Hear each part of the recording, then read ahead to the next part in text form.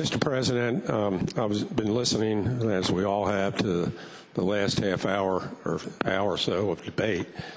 I got here in January of 1976, which is 11 years after the Voting Rights Act had passed in 1965.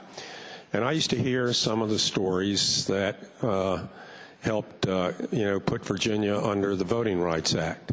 In one case, in an area where a large percentage of the voters were African American, the registrar, for instance, only opened the books one day a month for registration. There were things like this that went on. Over the years, when we've had bills dealing with this, the purpose of the bills have been to make it easier to cast a vote and not somewhat more difficult.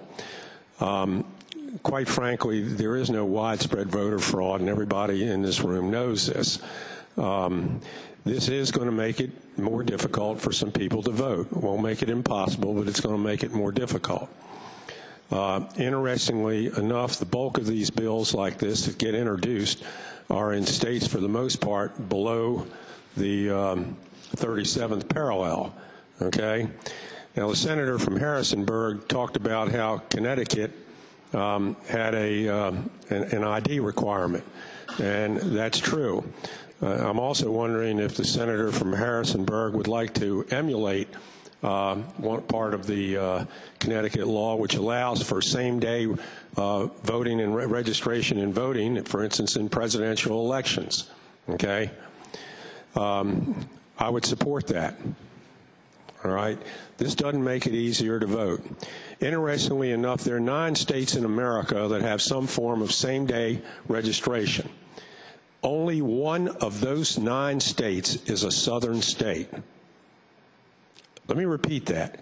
Only one of those states is a southern state, and that's North Carolina, okay? It's pretty obvious why bills like this are put in south of the 37th parallel.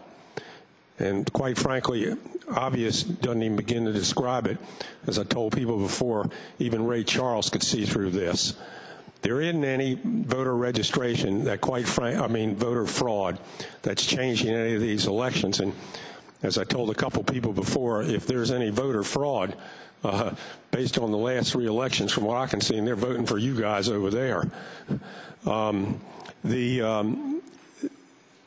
If we're trying to get out, and some of the southern states are trying to get out, and border states are trying to get out from under the Voting Rights Act of 1965, I would submit to you this is not the way you do it. I would hope we'd vote against this bill because it was put in for only one reason. Everybody knows what it's for. Thank you, Senator.